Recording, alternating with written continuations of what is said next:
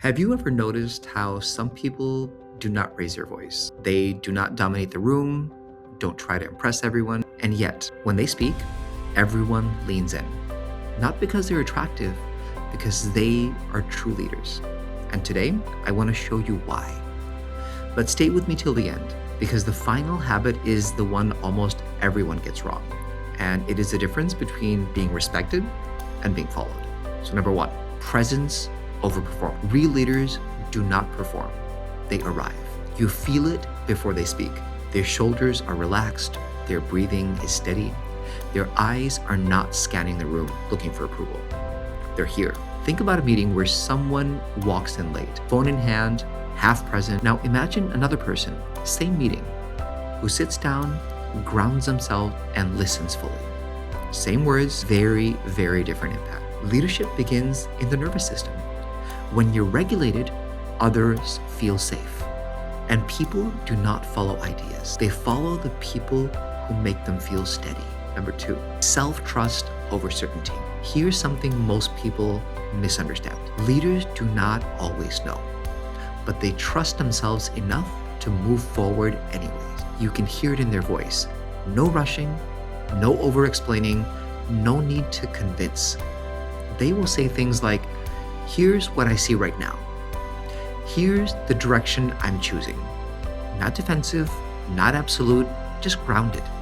And that calm confidence, it invites trust. But underneath this habit, there's something even deeper. Number three, values over validation. Leaders who last do not chase approval. They know what they stand for.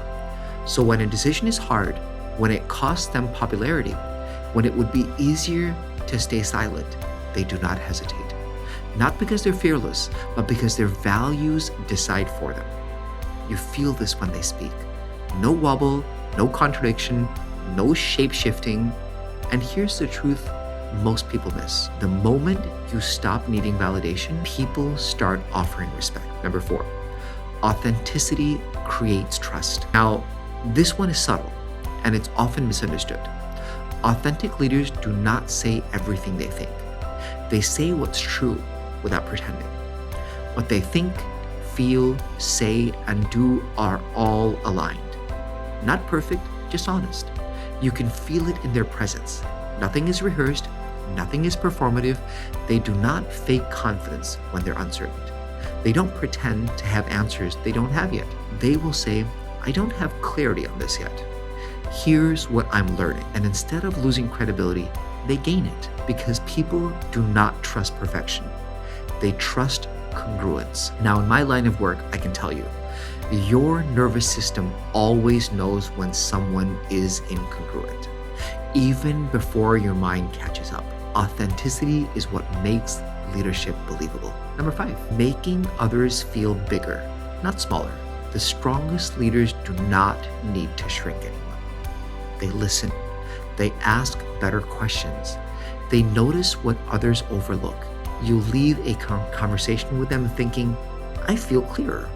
I feel seen. I feel capable. That is not charisma. That, my friend, is leadership. And it leads us to the final habit, the one that quietly separates true leaders from performers. Number six, stillness under pressure. Watch how someone behaves when things go wrong. That is where leadership reveals itself. True leaders slow down when others panic. They lower their voice. They widen their perspective.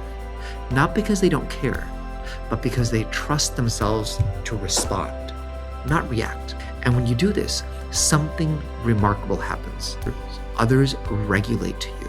Leadership is not a title, it's a state. And when you lead from presence, values, authenticity, and calm certainty, you don't have to demand followership. People choose it because the world does not need loud leaders. It needs steadier, calm ones. And when you become steady, others rise with you. If this message resonated with you, please share this with someone that it might help.